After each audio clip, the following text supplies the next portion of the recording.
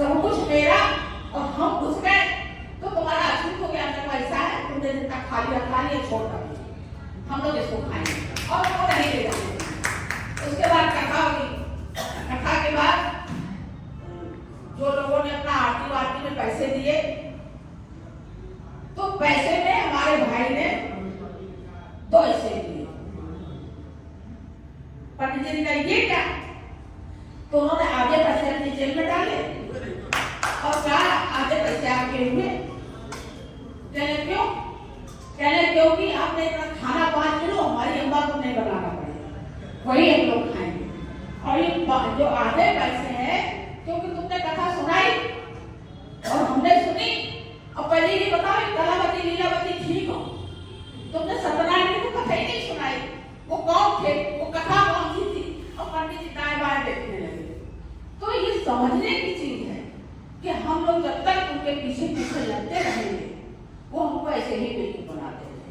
तो सबसे पहले हम लोग आज यहाँ आए हैं अपने मन पर तय करें, किसी के ऊपर दबाव नहीं बनाया जा सकता कि हम अपने घर के कथा बताए सब बंद करेंगे, क्योंकि यही से हमारे बच्चे संस्कार लेते आते हैं। कथा है क्या, कौन सी कथा थी, लीलावती कलावती कौन थी, उन्होंने कौन सी कथा सुनी थी? हमारे पड़ोस में पंडित उनसे बहुत घबराते हैं, उनसे हम लगा करें पूछने की भैया जो लीलावती कलावती की कथा सुनी थी सत्यनारायण की वो कथा कौन सी थी? तो भी गाय देखने लगते बहुत घबराते हैं। और जब तक आप तमाम चीजों पर बहस नहीं करेंगे तब तक भी आप वहीं वहीं खड़े रहेंगे। आप मंदिरों में जाइए, मैं बिल्कुल इसके पक्ष में हूँ कि मंदिर जाना चाहिए।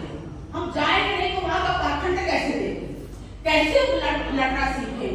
और हम तो जाते वहीं पर अपनी महिला समिति सदस्य करते हैं, सदस्यता करते हैं। उसमें तमाम हमारी ब्राह्मण बहनें हैं जो पुरानी हैं, वो कहते हैं कि कुछ भी हो जब आफत आती है तो यही दिखाई देती है, इसलिए हम अपने 5 रुपए की सदस्यता करेंगे और उनसे पूरी बात करते हैं। हम ब्राह्मण के विरोधी नहीं है, हमसे ही बात कहते हैं, लेकिन जो तुम्हारा पाखंड है उसका हम विरोध करते हैं और लगातार। और वो बहनें हमारी आज भी महिला समिति की सदस्य हैं। अम्बेडकर साहब ने महिलाओं को बहुत सारे अधिकार दिए। क्यों आज हम यहाँ पर सब बैठे हैं? संविधान के अधिकार है, हम अपने बाप की जमीन पर बराबर के हिस्सेदार हैं, हम ले ना ले हमारा फैसला। दूसरी चीज शिक्षा का जो हमें दान मिला, अभिमान मिला, जो हमें रास्ता मिला और शिक्षा के द्वारा ही आज हम सब यहाँ पर बैठे हुए। अज्ञानी आदमी बहस नहीं कर सकता, किसी से किसी चीज में तर्क नहीं कर सकता है, और पढ़ने से ही आप तर्क कर सकते हैं, नहीं तो हमको ऐसे ही बेवकूफ बनाएंगे जैसे हमारे तमाम बुजुर्ग बने रहे। तो बिना शिक्षा के आप किसी से बहस नहीं कर सकते, तर्क नहीं कर सकते। हमारी जो सती प्रथा थी ये बाबा साहब के संविधान से ही खत्म हुआ। हालांकि उसको खत्म करने में हमारे अंग्रेज हमारे खराब थे, दुश्मन थे, लेकिन इस मौजूदा सरकार को तब भी ठीक, उन्होंने भी सती प्रथा को कहीं न कहीं से खत्म करने का आह्वान किया। तो देवदासी प्रथा है वो बाबा साहब अम्बेडकर के संविधान के द्वारा ही खत्म हुई। हालांकि आज भी केरला वगैरह में देवदासी प्रथा चरम सीमा पर है और वहाँ की जो हमारी एडवा है इन तमाम मुद्दों पर आज भी लड़ाई लड़ रही है और लड़ना भी चाहिए। 33% आरक्षण का जो मार्ग हमको दिया वो बाबा साहब अम्बेडकर ने ही दिया। हम लड़ रहे हैं और उम्मीद के साथ, इस उम्मीद के साथ कि कभी न कभी 33% आरक्षण हमको मिलेगा। एक बहुत बड़े नेता हैं, हम नाम नहीं बताएंगे ना पार्टी बताएंगे, जब 33% आरक्षण के लिए हम लोग दिल्ली से लौट के आए तो हमारे एक वकील साहब हैं, वो भी बहुत बड़े वकील हैं, सईद भाई उनका नाम है, उनके बस्ते में हम लोग खड़े ले गए। नेता जी को हम भी नहीं जानते तो हम तो कुछ थे ही नहीं, आम नागरिक हैं। तो नबी साहब ने क्या किया, देखो मेरी महिला समिति की नेता है सीमा कटियार और इनसे मिलिए, और उन्होंने उनका नाम लिया। हमने कहा भाई नमस्ते, ये तो आदान प्रदान होना चाहिए, सम्मान दो सम्मान दो। तो 33% का कुछ जिक्र हुआ वहां पर, उस कारण 33% आरक्षण का विरोध करेंगे तो आप क्या करोगी? हमने कहा जिस दिन हम महिलाओं ने तय कर लिया कि हम पुरुषों को जन्म नहीं देंगे या तुम्हारे बाप का नाम बताएंगे, तुम ऐसे ही और वो इतना मिल जाए कि वो आज हमको कहीं देखते हैं तो हमको एक बार घूम के परख के जरूर देखते, क्योंकि माँ अब तो डीएनए टेस्ट होने लगा, पहले तो नहीं था।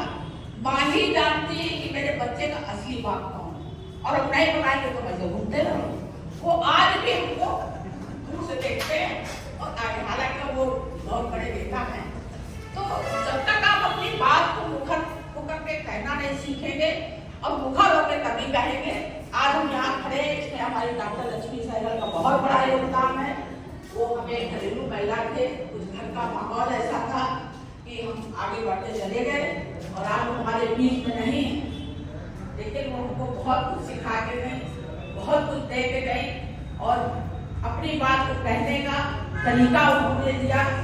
कहने के लिए बहुत कुछ है, बस मैं इतना और कहूँगी कि आप अपने अपने घरों में अपनी अपनी महिलाओं को और बच्चों को आगे बढ़ाइए, थोड़ा थोड़ा ही पढ़ाइए, छोटी छोटी सी गोष्ठी में उनको बुलाइए, अपने घर में 10 महिलाएं इकट्ठी करिए।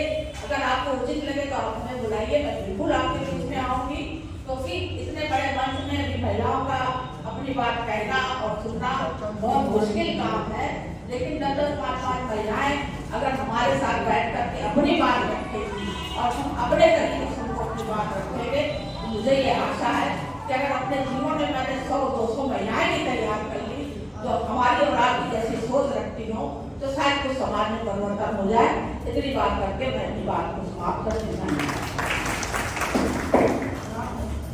धन्यवाद सीमा कटियार दीदी जी, ये बहुत बड़ी बात बताई।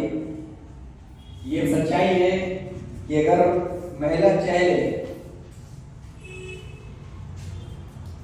तो बच्चे को उसके बाप का पता भी ना चले। पहले के समय जब भारत का संविधान नहीं था तो हम लोगों को समान है, बराबर के हैं, साथी हैं, मित्र हैं। नहीं तो आजादी के पूर्व अगर इस देश में अंग्रेज ना आए होते, अगर अंग्रेजों ने शिक्षा का अधिकार न दिया होता, तो आज हम जहां थे वहीं होते। और इस जगह क्या कहीं भी न तो हमको अपनी बात रखने का अधिकार था, न अपनी बात कहने का अधिकार था। ये तो एक हमारे बीच में महामानव पैदा हुए जो डॉक्टर अंबेडकर, और अंबेडकर कोई 1000 वर्ष में पैदा होता है।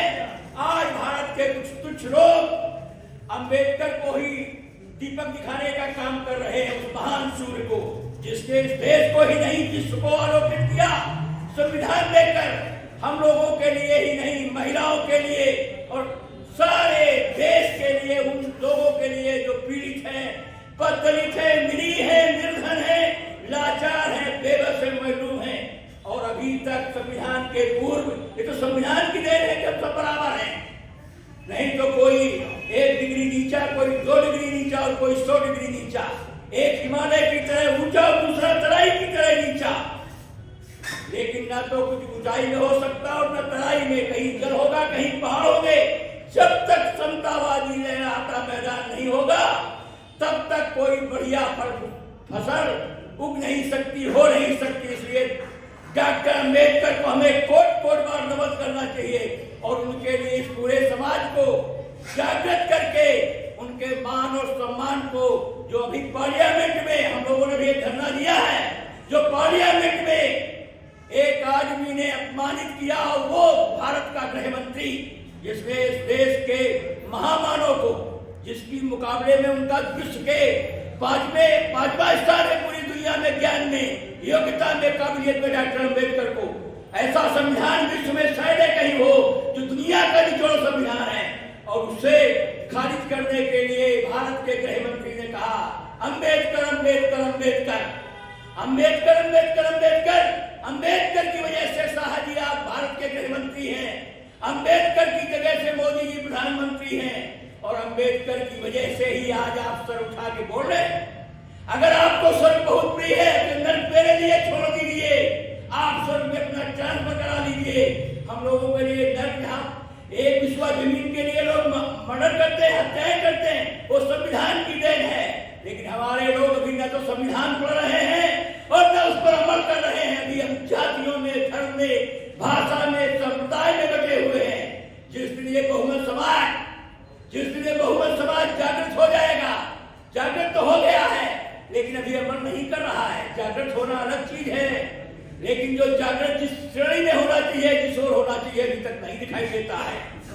अगर कोई आदमी ये कह के हमारे महामानव को, इस देश के भगवान से भी बड़ा, गरीबों का मसीहा डॉक्टर अम्बेडकर, और इसको ये सब पार्लियामेंट को कहने की हिम्मत करे, इससे ज्यादा शर्मनाक बात कुछ नहीं हो सकती हो।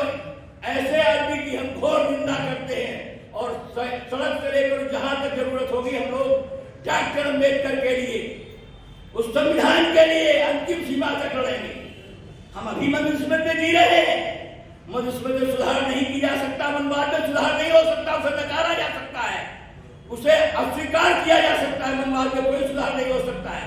हम अभी जातियों पढ़े, इसमें विशेष तौर से हमारा समाज जो पिछड़ा है, उसे हम कहें अगर वो हिजड़ा समाज है, कोई अत्युक्त नहीं होगी, वो भी सावधान नहीं है, वो अभी अपने को पिछड़ा मान रहा है कि क्षत्रिय हो जाएंगे, यादव क्षत्रिय, कुर्मी क्षत्रिय, लोधी क्षत्रिय, ये सब राजपूत क्षत्रिय, सब क्षत्रिय होने के लिए तैयार है, कोई शूद्र बनने के लिए नहीं तैयार है। जबकि भारतीय संविधान सबको बराबरी देता है और मनुष्य सबको शूद्र बनाती है, तो हम सब के सब शूद्र हैं। हम ब्राह्मण है नहीं, शायद कोई हो, यहाँ ब्राह्मण कोई है नहीं, क्षत्रिय कोई है नहीं, बढ़िया कोई है नहीं, कौन बचा दो, ये सब शूद्र है। लेकिन हमें शूद्र होने का एहसास नहीं है, तो विशेष तौर से पिछड़ों को शूद्र होने का एहसास नहीं है, बहुत दुखद है। जिस दिन हम अपने को शूद्र समझने लगेंगे, इस देश का भूगोल बदल जाएगा, इस देश का इतिहास बदल जाएगा। ये 85 लोग के होते हैं, लेकिन इस लोग में आएंगे डॉक्टर अम्बेडकर ने यही कहा था संविधान प्रस्तुत करने के समय कि हमारे लोग जिस दिन मंदिरों की तरफ नजर नहीं लगाए हैं, जिस तरफ ये लोग किताबों की तरफ बढ़ेंगे, जिस दिन ये लोग हमारी सारी जिंदगी की कमाई जो मनुष्य थे, जिसको डॉक्टर अम्बेडकर ने जलाया था, उसको पढ़ने फाड़ने का काम करेंगे, उसको जलाने का काम करेंगे, उसी देश के तमाम लोगों का 85% है, उनके हालात बदल जाएंगे, उनके सारे आने वाली पीढ़ियां बदल जाएंगी। लेकिन हमें अभी एहसास नहीं है कि हम शूद्र हैं। हम अभी यादव हैं, कुर्मी हैं, लोधी हैं, कहार है, कुहार है, बारी है, भुर्जी है, हम सारे नहीं हो पाए। हमारे बच्चे कब पढ़ लिख डॉक्टर इंजीनियर होगी, लोग प्रोफेसर बनेंगे, कब वैज्ञानिक बनेंगे, हम उस ओर नहीं। हमने 3 मार्च 2023 से संविधान जन जागृत अभियान विचार गोष्ठियों के माध्यम से, कन्वेंशन के माध्यम से और जमीनी स्तर पर कार्यक्रम करके, पदयात्राएं करके, विरोध प्रदर्शन करके इस अभियान को जारी रखे हुए हैं। आज का मकसद विचार गोष्ठी का जो विषय है उस पर 25 दिसंबर बाबा साहब डॉक्टर अम्बेडकर का जो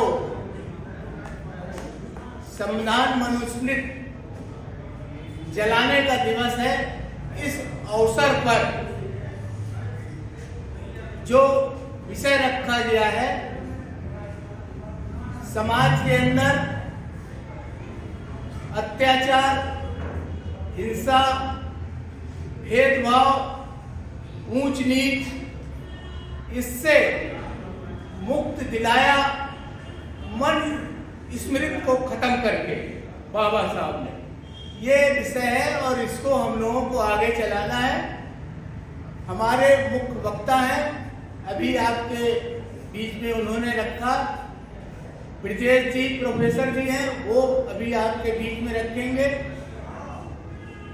मैं अंत में इतना कहना चाहूंगा कि संविधान की रक्षा, सम्मान की रक्षा, सामाजिक अधिकारों की रक्षा, जिसका मौजूदा समय में मौजूदा केंद्र की सरकार और केंद्र की सरकार की पार्टी की नेतृत्व वाली जो प्रदेशों में शासित सरकारें हैं, ये सरकारें संविधान को खतरा पैदा कर रही हैं, सम्मान को खतरा पैदा कर रही हैं, सामाजिक अधिकारों पर हमला कर रही हैं।